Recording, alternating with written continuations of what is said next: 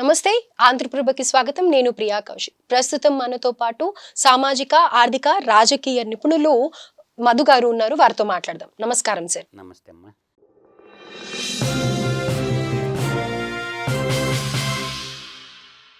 Sir, అసలు మా చిన్నప్పటి నుంచి అంతకు ముందు నుంచి కూడా చిన్న పిల్లల్ని చదివించాలి అంటే డాక్టర్, లేకపోతే పోలీసు, లేకపోతే టీచర్ ఇలా అనే వాటిలలో ముఖ్యంగా వినిపించేది నువ్వేమవుతావురా అని అంటే కనుక ఐఏఎస్, ఐపీఎస్ అని చెప్పి ఎంతో గర్వంగా చెప్పేవాళ్ళు.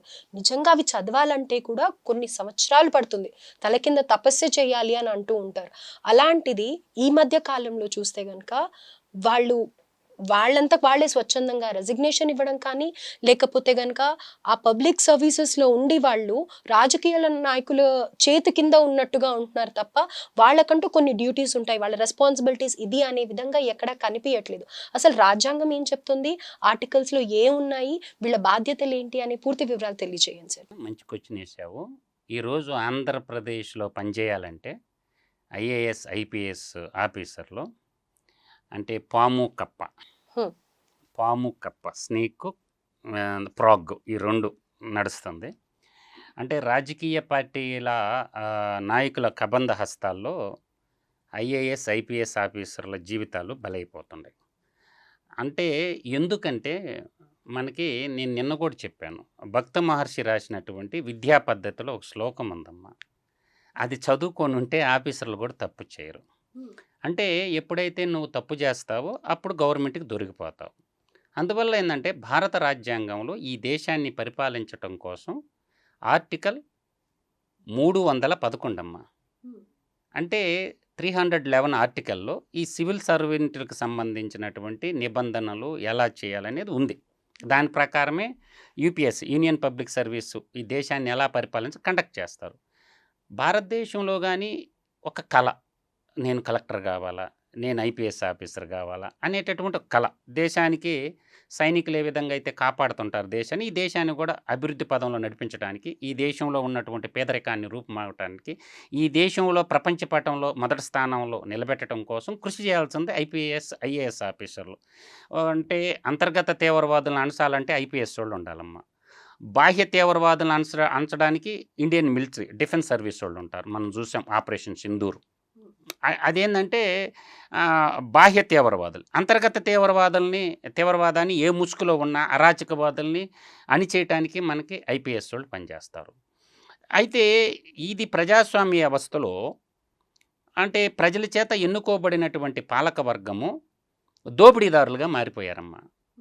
ఆ దోపిడీకి అవకాశం ఇస్తుండేది ఎవరు, డ్రాఫ్ట్ తయారు చేసేది ఎవరు, ఈ డ్రాఫ్ట్లన్నీ తయారు చేసేది ఐఏఎస్ అమ్మ, ఇండియన్ అడ్మినిస్ట్రేటివ్ సర్వీస్ వాళ్ళు చేస్తారు. వాళ్ళ చట్టబద్ధంగా న్యాయబద్ధంగా డ్రాఫ్ట్లు తయారు చేసుకోకుండా నాయకుల ప్రాపకం కోసం అవినీతి పరులుగా వాళ్ళ అవినీతి చేయమంటే వీళ్ళు ఎలా చేస్తారు, ఏం చెప్తున్నాయి రూల్స్, ఏం చెప్తున్నాయి భారత రాజ్యాంగం ఏం చెప్తుంది అనే ఆలోచన లేకుండా మనకేం చేశారన్నట్టమ్మా, the central civil service conduct rules 1964 1964, తర్వాత the all India service conductor rules 1968. ఈ కోర్ ప్రిన్సిపల్స్ ఉంటాయమ్మా. అంటే చాలా డెప్త్ ఉంటుంది సబ్జెక్ట్, ప్రజలకి అంత పెట్టుకుంటే పాఠం అర్థం కాదు. ఈ కోర్ ప్రిన్సిపల్స్ ఒక 8 ఉన్నాయి. ఈ కోర్ ప్రిన్సిపల్స్ 8 ఏం చెప్తాయంటే ఇంటిగ్రిటీ అండ్ ఆనెస్టీ. ఓకే, ఈ 2 పదాల్లోనే అర్థమైపోతుంది. ఇంటిగ్రిటీ అంటే ఏంటంటే కులాలకు అతీతంగా, మతాలకు అతీతంగా దేశ సార్వభౌమాధికారాన్ని కాపాడాలా, అది నిజాయితీగా ఉండాలి. అది సాధ్యమవుతుందా ఇప్పుడు? ఖచ్చితంగా సాధ్యమవుతమ్మా. Everything is possible. నీకు సాధ్యం కాదని కాకుండా అమ్మ ఒక అడుగేయాలి. దేశానికి స్వతంత్రం వస్తుందని ఎవరన్నా ఊహించారా? రాలేదా స్వతంత్రం? ఎన్ని సంవత్సరాలు పోరాడారు? 1857 సిపాయిల తిరుగుబాటుతో మొదలు పెడితే 1947 ఆగస్టు 15వ తారీఖు దేశానికి రాలేదా స్వతంత్రం? అంటే నేను ఎందుకు అడుగుతున్నానంటే, మనం ఒక లేడీని కూడా ఎంతో హానెస్ట్గా ఉండి తన జాబ్ తను చేసుకుంటూ ఉంటే అరెస్ట్ చేయడం జరిగింది, తనని ఎంతో వేధించడం జరిగింది. అలాగే ఆ వేధింపుల వల్లనే కొంతమంది రెసిగ్నేషన్స్ ఇస్తున్నారు, సరైన ఉద్యోగం చేయలేకపోతున్నాము అని అంటున్నారు. మరి ఇవన్నీ చూస్తే కూడా నేను అన్నీ చెప్తానమ్మా. నీకు దగ్గర పర్సనాలిటీ ఉంటే పూనం మాల్కొండయ్య ఒక ఐఏఎస్ ఆఫీసర్ గురించి చెప్తాను నేను. ఎవరు వద్దు, పూనం అంటే ఆమె నార్త్ ఇండియన్ ఐఏఎస్ ఆఫీసరు, వాళ్ళ భర్త పేరు మాల్కొండయ్య. అంటే మా ప్రాంతం వాడు. మాలకొండ లక్ష్మీ నరసింహస్వామి అని ఉంటుంది కందుకూరు దగ్గర ఒల్లెటివారిపాళెం మండలంలో. మాలకొండ మా ఇంటి కులదైవం లక్ష్మీ నరసింహ, ఆ ప్రాంతం వాడు. ఆయన ఐపీఎస్ ఆఫీసరు. పూనం మాలకొండయ్య, వాళ్ళిద్దరూ లవ్ మ్యారేజ్ చేసుకున్నారు. ఆమె ఎక్కడ సంతకాలు పెట్టలేదు, దొంగ సంతకాలు. రాజశేఖర రెడ్డి గవర్నమెంట్లో పూనం మాలకొండయ్య గారిని 4 డిపార్ట్మెంట్లు మార్చాడు. Sincere IAS officer. ఆమె ఏమన్నదో తెలుసా, నేను ఎక్కడికి పోయినా ఐఏఎస్ ఆఫీసర్నేరా బాబు, నేను రాజకీయ నాయకుని కాదు. పని చేసేవాళ్ళకి ఇంట్లో పని మనిషి కూడా ఉండేది కాదు. పూనం మాలకొండయ్య సాధారణ జీవితం బతికేది ఆమె. Excellent officer Poonam Malakondaiah. నువ్వు చట్టబద్ధంగా పోతే ఎక్కడికి పోయినా ఐఏఎస్ఏ కదమ్మా నువ్వు జాబ్ చేసేది. నీకు ఈర్ష్య కోర్సుగా నేను పెద్ద హోదాలో ఉండాలా, నేను డబ్బులు కొట్టేయాలంటే తప్ప ఆడికి పోయినా ఐఏఎస్ ఆఫీసర్ ఐఏఎస్ ఆఫీసర్ అంటేనే బాధలు. అందువల్ల నేను first point integrity and honesty. తర్వాత 2 చెప్తానమ్మా. పొలిటికల్ న్యూట్రాలిటీ అంటే రాజకీయ నాయకుల యొక్క ఆలోచనలు పడిపోకూడదు, న్యూట్రాలిటీ ఉండాలి. అన్ని రాజకీయ పార్టీలు మాటలు మనం వినాలి. ఇది పొలిటికల్ న్యూట్రాలిటీ. తర్వాత మెరిట్, ఫ్రైమ్నెస్, ఇంపార్షియాలిటీ. మెరిట్ ఉండాలి చేసే పనిలో. తర్వాత ఫెయిర్నెస్ ఉండాలి.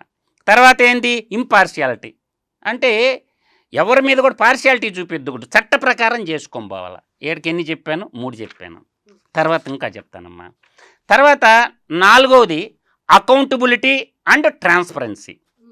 అంటే ప్రతి రూపాయి ప్రజలు పన్నుల ద్వారా కట్టి వచ్చిన డబ్బు కాబట్టి దానికి అకౌంటబిలిటీ ఉండాలి, చట్టబద్ధత ఉండాలి. ఏ రూపాయి ఇచ్చినా చెల్లింపులు చేస్తారు కదా, అకౌంటబిలిటీ లేదా. ఇప్పుడు అకౌంటబిలిటీ లేదమ్మా, ఎవరికి పెడితే వాళ్ళకి ఇచ్చుకుంటా పోయారు డబ్బులు. తర్వాత ట్రాన్స్పరెన్సీ అది కూడా లేదు.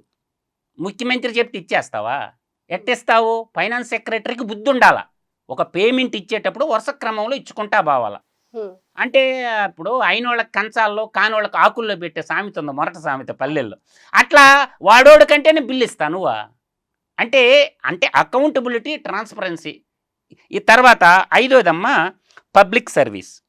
ఈ పబ్లిక్ సర్వీస్ అనేది పబ్లిక్ అందరి పట్ల సేవాగుణంతో ఉండాలి, సర్వీస్ అందించాలి. తర్వాత ఇట్లా గుడ్ బిహేవియర్ అంటే అరే తురే అనకూడదు, మంచి గుడ్ బిహేవియర్, ప్రజలు వచ్చితే ఇనేది ఉండాలి.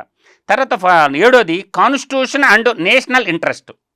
భారత రాజ్యాంగాన్ని పరిరక్షించాలా, నేషనల్ ఇంట్రెస్ట్ అంటే జాతీయవాదం మీద ఉండాలని ధ్యేయం అంతా. రాజకీయ నాయకులకు ఊడికించి చేయకూడదు. ఐఏఎస్ ఐపీఎస్ ఆఫీసర్లు, ఐఆర్ఎస్ ఐఎఫ్ఎస్ అంటే యూనియన్ పబ్లిక్ సర్వీస్ కమిషన్లో 27 రకాల సర్వీసులు ఉంటాయమ్మా. వాటిలో ఫ్రంట్ లైన్ ఉండేది ఏంది, ఐఏఎస్, ఐపీఎస్, ఐఆర్ఎస్, తర్వాత ఐఎస్ఎస్. ఇప్పుడు చిన్నపిల్లలు ఎంతమంది, స్కూళ్ళు ఎన్ని ఉండయి, డ్యాములు ఎన్ని ఉండయి, పొలాలు ఎన్ని ఉండయి, ఇట్లా మొత్తం లెక్కలు తీసేది ఇండియన్ స్టాటికల్ సర్వీస్ అమ్మ. ఐఏఎస్ వచ్చి అడ్మినిస్ట్రేషను, ఐపీఎస్ అనేది ఇంటర్నల్ యొక్క లాని కాపాడాలి, కాన్స్టిట్యూషన్ కాపాడా, at a time law and ఆర్డర్ని కాపాడేదానికి ఐపీఎస్ ఉంటుంది అన్నమాట, ప్రొటెక్షన్ ఇవ్వడానికి. తర్వాత నీకు ఈ విధంగా నేషనల్ ఇంట్రెస్ట్ ఉండాలి. కానీ రాజకీయ నాయకుల ఇంట్రెస్ట్కి ఎప్పుడైతే ఐఏఎస్లో దాసోహం అయిపోయారో, నేను నిన్న కూడా చెప్పాను మీకు, గులాంగిరి మానిషి మన ఆయన పెద్ద ఆయన పేరు బాపు జ్యోతిరావు పూలే రాజు చేసిన గులాంగిరి, అందుకే రాసిండి పెద్ద ఆయన నవల. అర్థమవుతుంది తల్లి, మహాత్మా బాపు జ్యోతిరావు పూలే గులాంగిరి చదవండి. మానిశ్రీ కాన్సీరామ్ గారు చెంచాయుగం అని ఒక నవల రాశాడమ్మా, అది చదవండి. అంటే వీళ్ళు చెంచాలుగా గులాంగిరీలుగా ఎందుకు ఉండాలా? కాళ్ళు ఎత్తుకొని ఐఏఎస్ ఆఫీసర్లు ప్రజల పక్షాన ఉండండి, రాజ్యాంగం పక్షాన నిలబడండి. ఎందుకు రిజైన్ చేసిపోతారు? మీరు దొంగతనం చేయకపోతే ఎందుకు రిజైన్ చేస్తారు? మీరు తప్పుడు పనులు చేయకపోతే ఎందుకు పోవాల్సి వస్తుంది? అంటే ఐఆర్ఎస్ అన్నప్పుడు అయిపోయిను, నువ్వు చచ్చిపోయినట్టే. ఒక విధంగా దేశద్రోహి చట్టాలు పెట్టాలమ్మ వీళ్ళ మీద. దేశద్రోహులు అన్నమాట వీళ్ళు. ఒక ఇంటెలిజెన్స్ డీజీపీగా ఉండి ఒక ఆడపిల్లని, జత్వాని అనే యాడో బొంబాయిలో ఉండే ఒక అమ్మాయిని, హీరోయిన్ని తీసుకొచ్చి ఆ అమ్మాయిని గుట్టు చప్పుడు కాకుండా సహస్రత ఇబ్బందులు పెట్టి ఆ కుటుంబాన్ని తప్పనిపించట్లేదమ్మా. ఒక పారిశ్రామికవేత్తని కాపాడటం కోసం, ఒక పారిశ్రామికవేత్త దేశంలో ఒక పెద్ద బడా పారిశ్రామికవేత్త, అదే అంటారు జిందాల్ జత్వాని సెటిల్మెంట్ ప్లాంట్ కడపలో కట్టింది కదా. వచ్చిందా సెటిల్మెంట్ ప్లాంట్? స్టీల్ ప్లాంట్ వచ్చిందా కడపలా? జిందాల్ స్టీల్ ప్లాంట్ వచ్చిందంటమ్మా కడపకే. జిందాల్ జత్వాని సెటిల్మెంట్ కోసం, జిందాల్ని కాపాడటం కోసం ఇంతమంది ఐఏఎస్ ఆఫీసర్లు విశాల్ గున్ని ఎటువంటి ఆఫీసర్ అమ్మా? సిద్ధార్థ కౌశల్కి ఏం పని? తర్వాత అంటే డీజీ ఇంటెలిజెన్స్ డీజీపీగా ఉన్నటువంటి రామాంజనేయులకి ఏం పని? కాంతిరాణ టాటాకి ఏం పని? సిగ్గుమాలిన పని కదంటమ్మా. మేము చెయ్యము ఈ పని అని ఎందుకు అనకూడదు? వాళ్ళు సిఐలు ఎస్ఐలు ఎంతమంది బలయ్యారు? దీనికి అంతటికీ దుర్మార్గానికే ఒడిగట్టినోడెవడు? సకల శాఖల మంత్రి మిల్లెట్ రెడ్డి. సకల శాఖల మంత్రి మిల్లెట్ రెడ్డి. ఆడే బిజ్జల దేవుడు అంటారు అన్నే సజ్జల రామకృష్ణారెడ్డి. వాడికి ఏం పని అమ్మా గవర్నమెంట్లోనూ? అన్ని మంత్రులు మాట్లాడినీలా, ఎవరిని ఎమ్మెల్యేలు మాట్లాడినీలా, ప్రతి దానికి తగుదునమ్మంట పెద్ద ముత్తైదులాగా వచ్చేవాడు ఆ మిల్లెట్ రెడ్డి. వాడే కదా మొత్తం చేసింది.